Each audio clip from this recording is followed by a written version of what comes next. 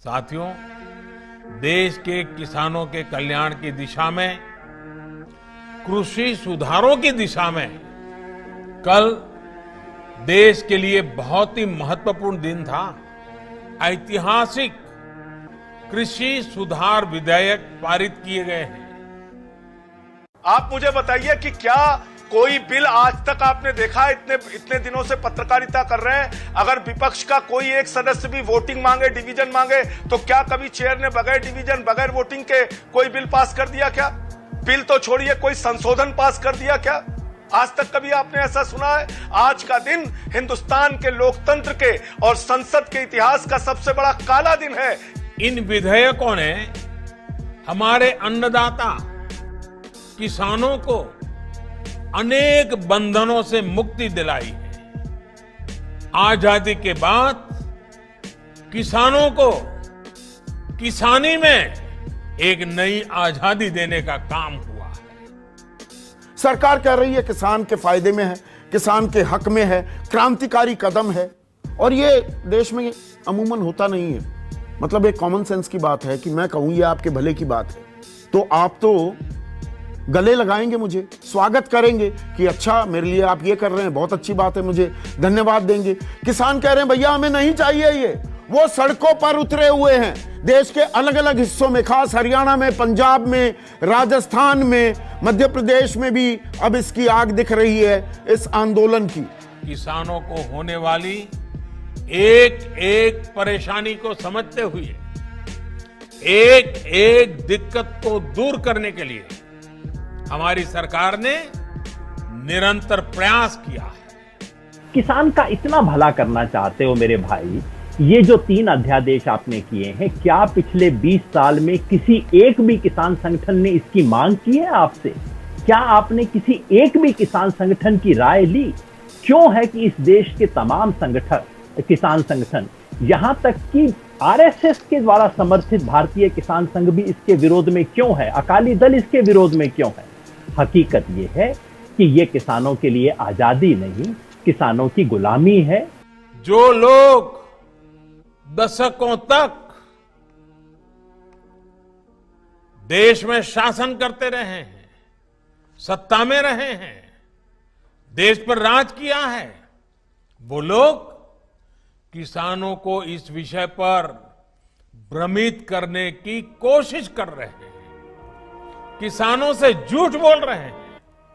आपके सहयोगी दल अकाली दल ने इसका विरोध किया।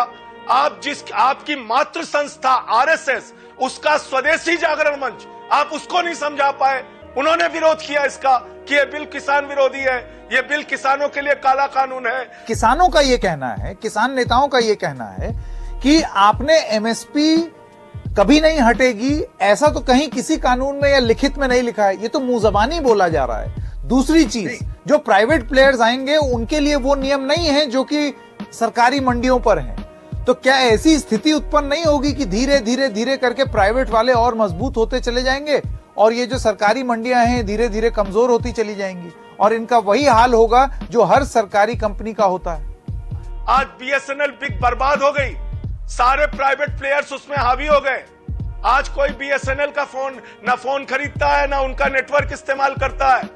तो आज धीरे धीरे करके रेल का निजीकरण, सेल का निजीकरण, कोल का निजीकरण, बीपीसीएल का निजीकरण, बैंकिंग सेक्टर का निजीकरण, इंश्योरेंस सेक्टर का निजीकरण, जो मुनाफे की कंपनियां, महारत्ना कंपनियां, उनको आप बेचने पे तुले हुए हैं, देश को बेचने पे आप लगे हुए हैं और आज आपने किसानों को भी बेच दिया।